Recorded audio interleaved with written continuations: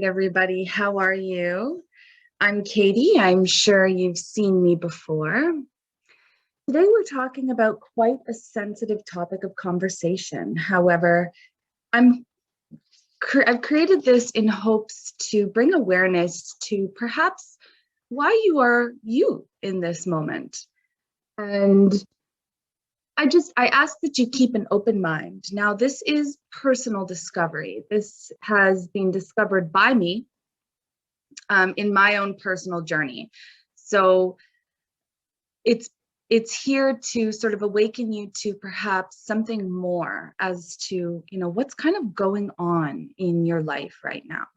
Now, I come quite prepared. I've written papers, so bear with me because I am going to be reading off of this and communicating with you to the best of my abilities while reading off of my little mini novel here. So again, this is a very personal topic, a very sensitive topic, and it's going to be different to all of you, absolutely different to all of you. And I'm ready to jump in because I've created a presentation. So if you could just bear with me here, we're going to share my screen. I hope you're all well and enjoying the holistic event thus far this weekend. I just want to ensure that it is live.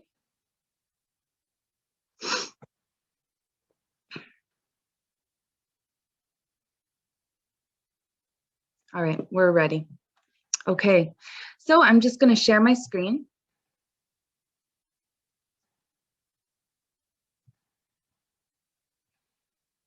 And we're going to jump in.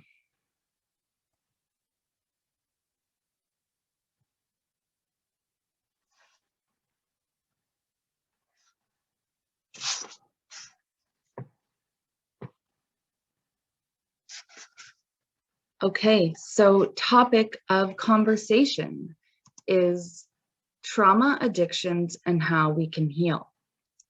This is a personal discovery by me, Katie Carnaroli.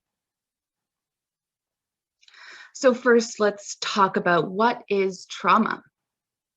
And I'm trying to keep this simple because I am not a professional. This is self-discovery. I am not diagnosing anybody. This is through my own personal journey.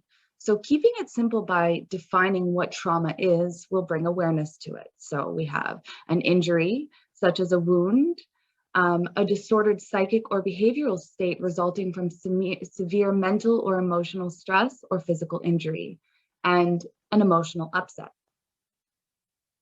So first, we're going to jump into where it all began, and that is ancestral trauma. So I'm starting with ancestral trauma because we wouldn't be here if it weren't for the people that came before us. This talks about the people who raised our parents and the people who raised them, and so on and so forth. Think about what they had to experience as children. The children and people who were directly affected by wars, famine. Think about what had to be done just to survive. And from this place of thought, you can choose to realize that this trauma has been unknowingly passed down through generations. Most of our parents and the people before did their absolute best with what they were given emotionally. I'd like to give you a little example, and there are many different examples, but here's one that I thought of. Let's say your husband is emotionally closed off, husband or wife. He or she is very hard on your children, and he or she is not very present in your marriage, nor with your children. It's very likely that one of his parents, his or her parents, or both, played that type of role in his or her life as a child. And to carry on, your husband's grandfather or wife's grandfather or grandmother was likely the same way to their children. They likely fought in World War I or World War II. Think of the trauma that generation had to endure. Children, even before the 1900s to the 1980s, were meant to be seen and not heard. That idea doesn't give a child much room to explore who they are or who they're meant to be in this world when you're meant to be seen and not heard. I'm barely scratching the surface of this topic because at one point in time, children were forced to work. Families were torn apart. And if you were a certain ethnicity, there were fears of being killed. And they were not only fears, they were actually very, very real. All of this and more is being passed down from generation to generation, leading us to here, leading us to this very moment. So what comes next? Childhood trauma. When a baby is born, they're unable to identify themselves in a mirror. They have no identity until their parents and the world around them starts to label them as what they are, who they are, and how they should be. A child is given a name, a home, caregivers. A child is thrown into a life, and it is expected that the child be exactly as they're molded to be. They're either being born into a wealthy family, a working class family, or a low-income family. All of that determines how the child is going to be shaped.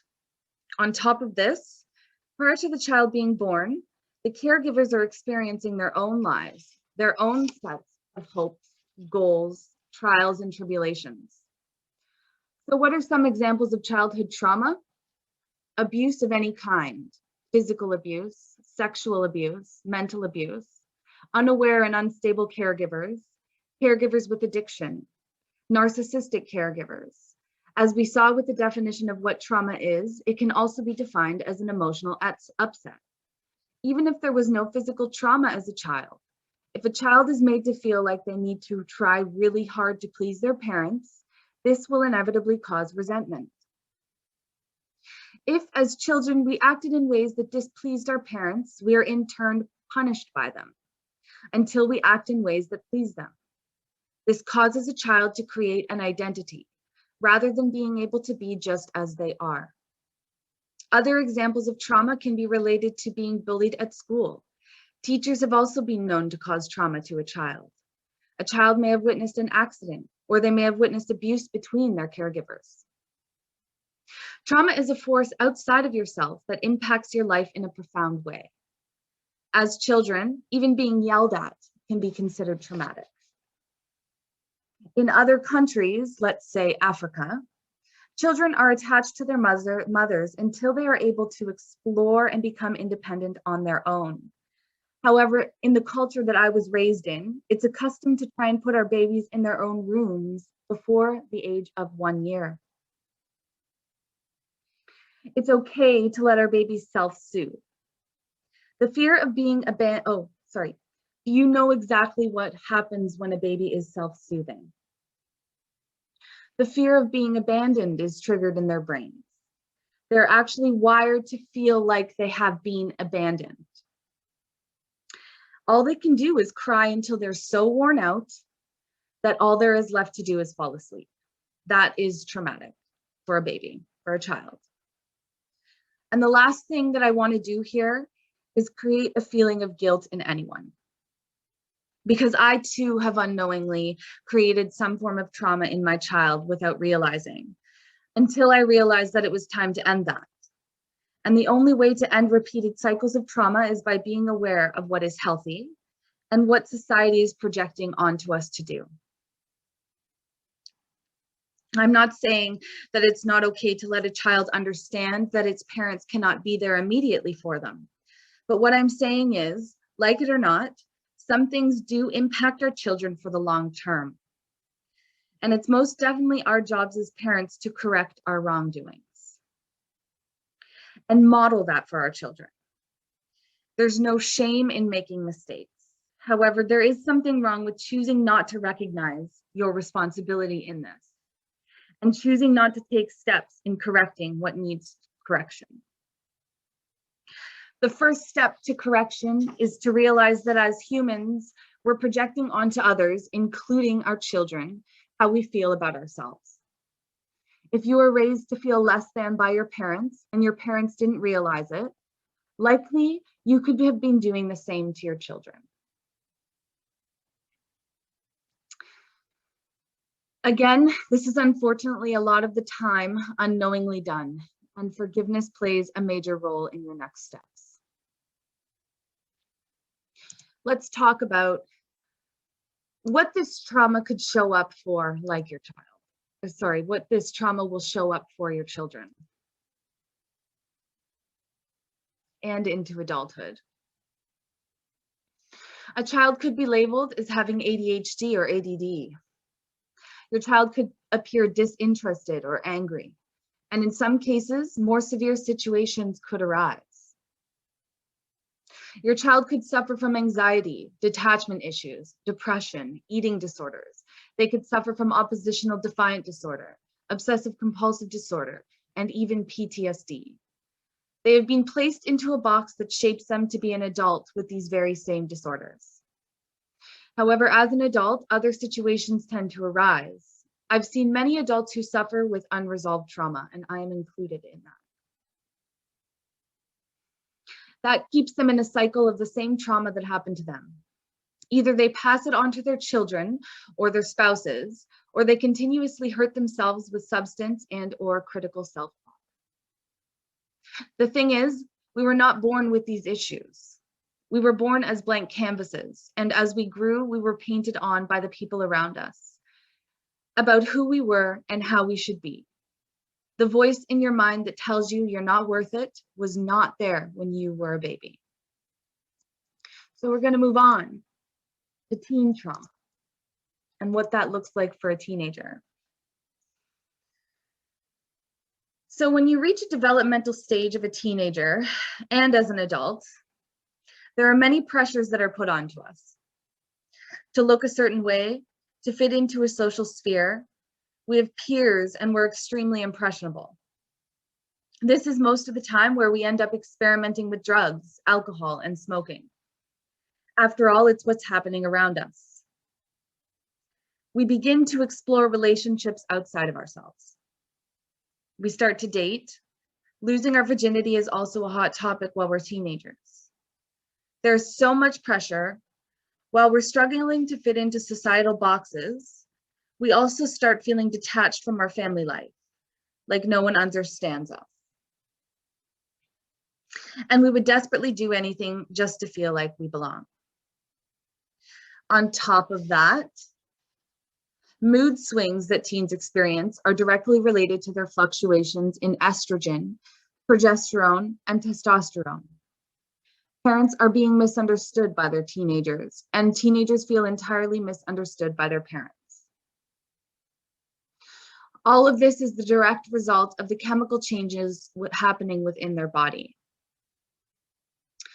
This can cause emotional upset, which is, again, the definition of trauma. So as you see here, trauma can result from many different situations, and it's important to not blame yourself. We'll get to that in a moment. Many other things could still be happening that linger on from childhood that they were brought up in, on top of life of a teenager. Don't forget that by the time that they're 17, they must have chosen what type of career field they'd like to be placed into. And this simply continues into adulthood. So, adult trauma. As an adult, we're faced with the idea that we're supposed to settle down, get married, have children, have a stable career and chosen profession, and we're supposed to be happy. Dreams are just that, a dream. And there's no way that as a responsible adult that we should be wasting our time on something that isn't what we should be doing, which is what I mentioned above. Settle down, get married, have children, stable career, and be happy. Do the right thing. There's so much pressure to be something that society has chosen for us. That if there was indeed experienced trauma as a child, it will most definitely still be lingering around into adulthood. Now, since we know and understand from seeing our caregivers project their pain from their own childhoods onto us, adult relationships have the same effect. If as adults we haven't recognized our pain, we bring that into our personal, intimate relationships as well. We have all seen or been in relationships that haven't worked out. We're trying to change our partners. The relationship is stagnant and we need something more. The grass is greener on the other side. And of course, those different types of disorders that we may have experienced as children will be brought with us into adulthood. And most adults end up being diagnosed with anxiety, depression, and PTSD because of something they have experienced. I'm here to let you know that what we're actually looking for is unconditional love. We've been desiring for so long to feel unconditionally loved by the people who matter most to us. However, the love we received as children was filled with so many conditions. The point being here is, most, if not all of us, have experienced emotional upsets that lead to feeling empty or like something is missing. And that's how we end up leading into addictions or filling a void. And the thing is that you may not even realize that you're addicted to something. So what is addiction? A compulsive, chronic, physiological or psychological need for a habit-forming substance, behavior, or activity, having harmful physical, psychological, or social effects, and typically causing well-defined symptoms, such as anxiety, irritability, tremors, or nausea. Upon withdrawal or abstinence, the state of being addicted. A strong inclination to do, use, or indulge in something repeatedly. Addictions. I'm going to list some forms of addictions as examples. Drugs, tobacco, alcohol, money, food, relationships, sex, gambling, stealing, just to name a few. There are many different reasons. One glass of wine after work can turn into a reliance. So there's many different reasons why one might find themselves in a cycle of addiction.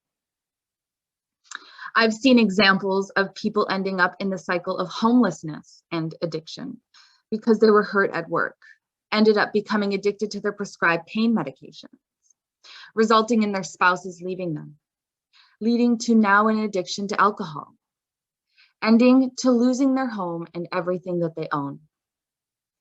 And at this point, they feel it is too late to turn their lives around.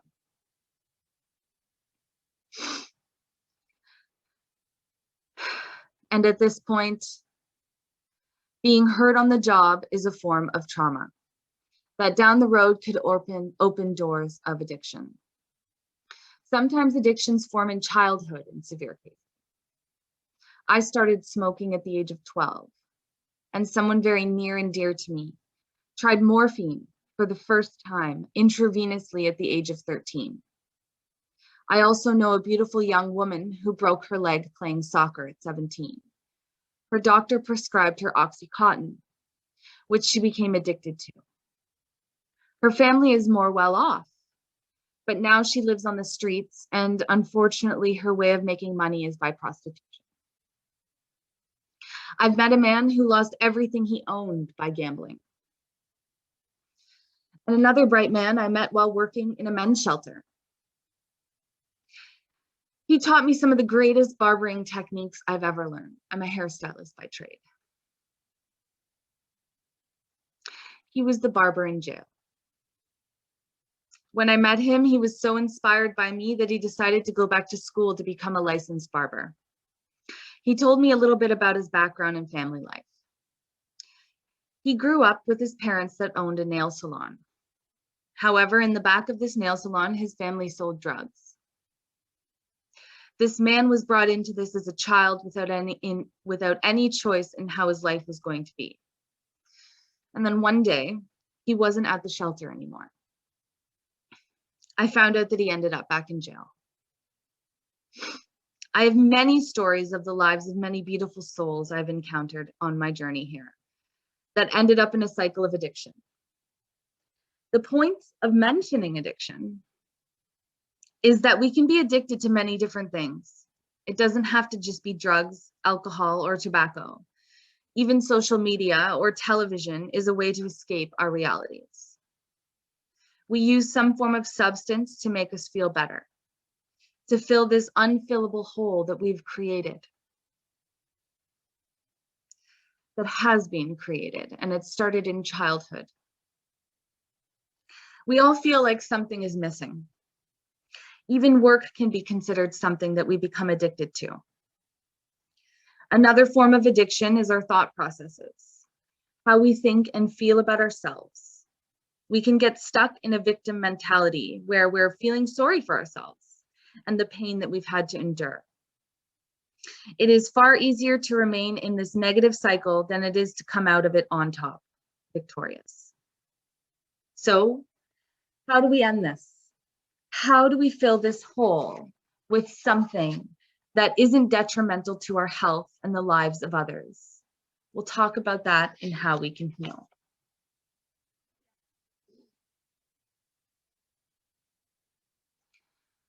Healing. What does it mean to heal?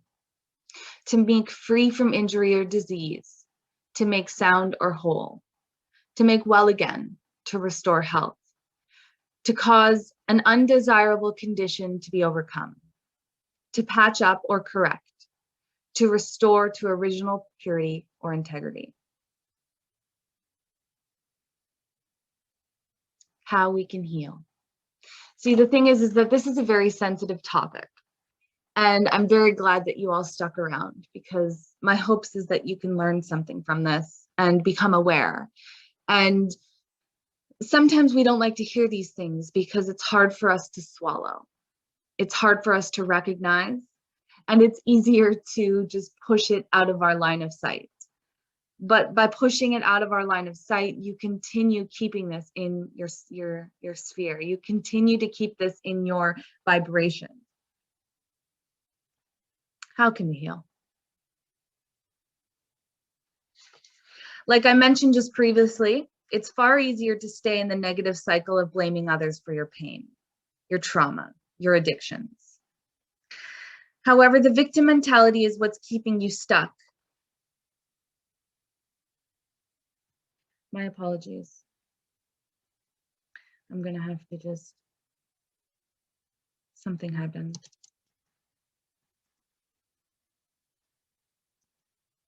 The victim mentality is what's keeping you stuck in this repetitive pattern of pain. I do have to say, and I love saying this, the road to healing is actually very, very simple, but it is not easy. It's not easy.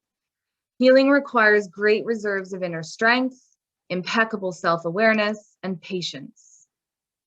I'm here speaking to you all about trauma and how it can lead to addiction and repeated cycles. I have experienced all of this for myself. I've experienced childhood trauma, and I have blamed everyone in my life for who I was. And then I finally realized that it was time to take responsibility for myself and the direction that my life was heading. Meditation was what started my healing journey. It's what started my journey into healing the trauma I endured throughout life. I am aware that most people like to feel like they can't meditate or that they have a hard time sitting still, and I understand that. As a person that was diagnosed with ADHD as a child and into my adult life, the idea of meditation seemed perplexing to me. It was perplexing, yes, but it was not impossible. Along with meditation, I started reading spiritual books. One of them, the very first that catapulted this for me, was the autobiography of a yogi, and the stories of the Buddha. I started to take on Buddhist principles in my life. This is a very simple way of living, and it invites the person to understand what unconditional love for all beings means. We're looking for unconditional love, and I was talking about this previously. That's what we've been all looking for. It means to be loved and accepted for exactly as we are, with our good and our bad. So, now, to gain unconditional love, we must give that to ourselves and to see that in all living things, all things. So if you're afraid of spiders and you usually kill spiders, don't, because they're just trying to be here, just like you. Unconditional love is present when you feel that for yourself. So being patient with yourself through this, being patient with what you've done, being patient with who hurt you, being patient with what has happened to you is very important. Cultivating a mindset that allows you to accept all things as they are. Forgiveness and understanding why things happened in my life played a major role in my healing. And I don't mean just saying that I forgive you. I've also created, really dive deep into the power forgiveness holds. So if I could choose 3 areas of your life to start with that I feel that will catapult your journey into healing, they will be meditation. Definitely, hands down, start with meditation. And the beauty of meditation is that it can be done anywhere. It can be done while you're brushing your teeth. It can be done while you're washing your dishes, driving a car, walking, folding laundry, in the lotus posture. Meditation means, in this case, being in the present moment. Really focus on what it feels like to be doing the task at hand. If you're washing dishes, what does the water feel like on your hands? What does it feel like to be scrubbing that pot? What does it feel like? What does it feel like to be holding the sponge? What does it feel like for your body to be scrubbing something in that circular motion? If you're walking, what does each step feel like? What does your feet feel like hitting the ground? What does your body feel like as you're moving? What does the wind on your face and skin feel like? If you're driving, sitting on the couch, watching TV, cooking, you can feel your breath. You can feel the air coming in and out of your nostrils. What does that feel like? There are many different deeper aspects to meditation, but as a beginner, just start being present. You can find guided meditations on YouTube. Yoga Nidra allows you to lay down while you're practicing. And there's a lovely girl who's practicing tonight at 7 p.m. I believe her name is Sophie, and she is guiding us through a Yoga Nidra session. Meditation brings you into the present moment. And this present moment is exactly where we are now. We do not live in the past, and that's where depression comes from. We're constantly thinking about the past and what we could have done differently, how we should have been.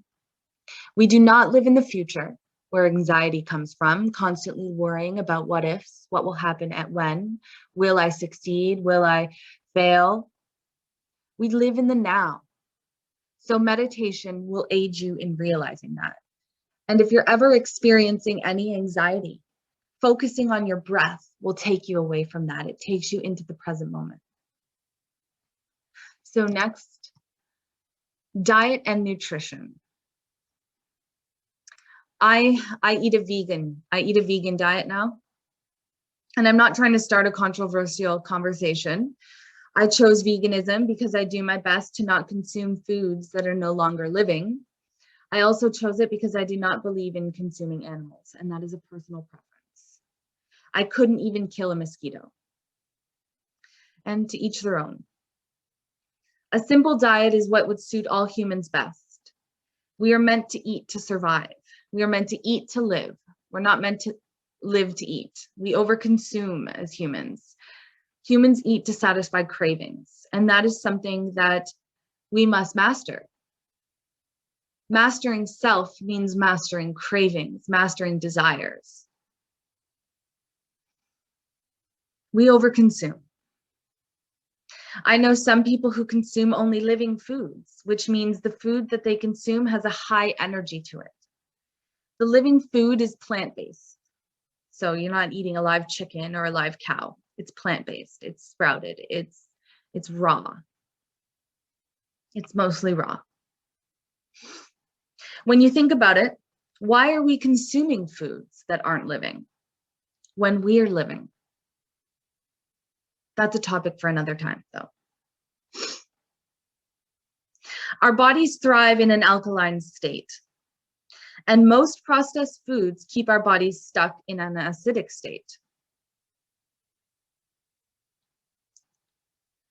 When our bodies When our bodies are in a high acidic state, it can create disease. So we must do our best to consume foods that are high in alkaline. That can include leafy greens, most fruits, nuts, legumes, avocados, and veggies. There are other things on that list. You can do your research. Foods that are high in acidity include refined carbohydrates, canned foods, meats of all kinds. So if you are a meat eater, it is important to limit your consumption. And this is hard to hear, I understand. This is going to be, if you would like to heal, there are a lot of things that you have to free yourself from. Alcohol, dairy, staying away from caffeine, and most people are caffeine lovers, and I understand, I was there. Refined sugars and any processed food is really a no-go zone when you're trying to heal your body, mind, and spirit. Intermittent fasting is really cool. It's something I find really great. You can do more of your own research. However, what I have found is if we limit our food intake to 8 hours per day and we fast for 16 hours of the day, most of which you're sleeping, this not only kickstarts our body's fat burning abilities, but it promotes cellular healing. Obviously, the consumption of water is very important as well. It helps flush out toxins. And awareness.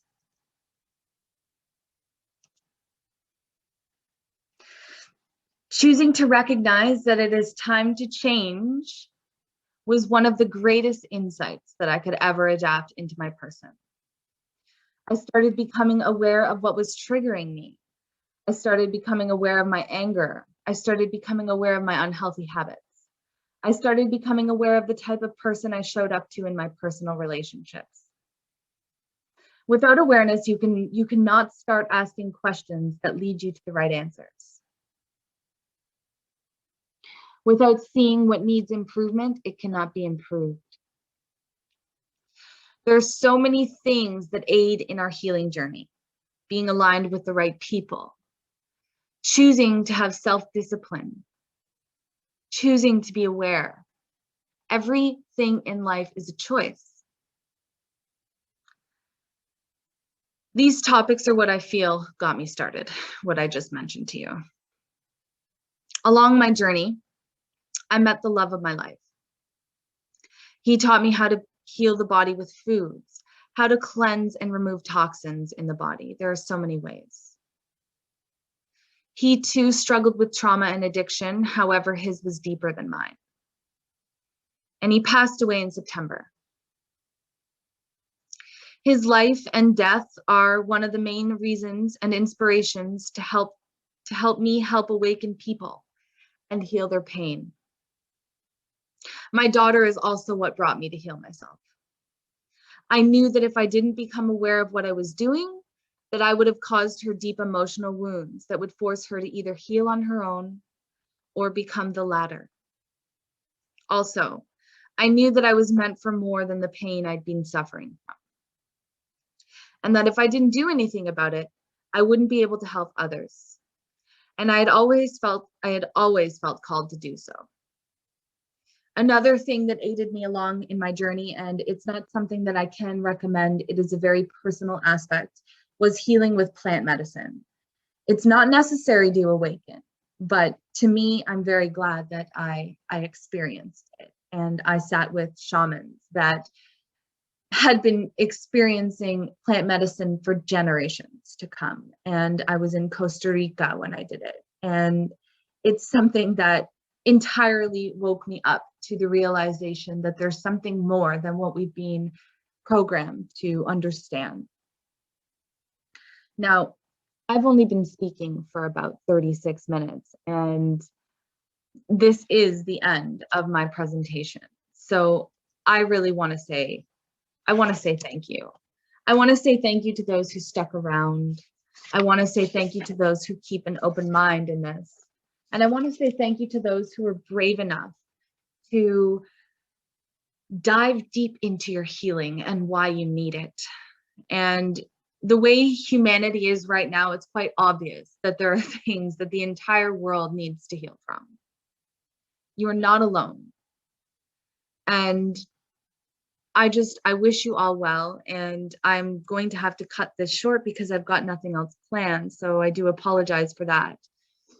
And it would be best if you could stick around until 1 o'clock. That is in 20 minutes, because what we have at 1 o'clock is Wanda Davis, and she is a healing empath from Reflections Yoga and Wellness, and she's talking about soul connections and ascension, activation, and meeting your future self. I think that is so cool. And if I could have helped one person today, I am very grateful for that opportunity. So I thank you all very much, and I hope you have a pleasant day. I'm available for questions if you have any. And let's just check our questions here. Let's see. Hi, Jennifer. Hi, my daughters and niece. Hello, Sabrina. Hello, Tatum. Good morning, Tammy. Hi, Nicole. Tasha, thank you. Thank you, Anya. Thank you for sharing. It brought an awareness to my own journey. I'm so glad. That's what I'm here for. And thank you, Jen. So I'm sorry to Jeanette that I'm cutting this short. I know that we like to keep a flow. So please stay tuned until at 1 o'clock. Debbie, hi, Debbie. You're very welcome. Thank you all for being able to stick through this sensitive topic of conversation.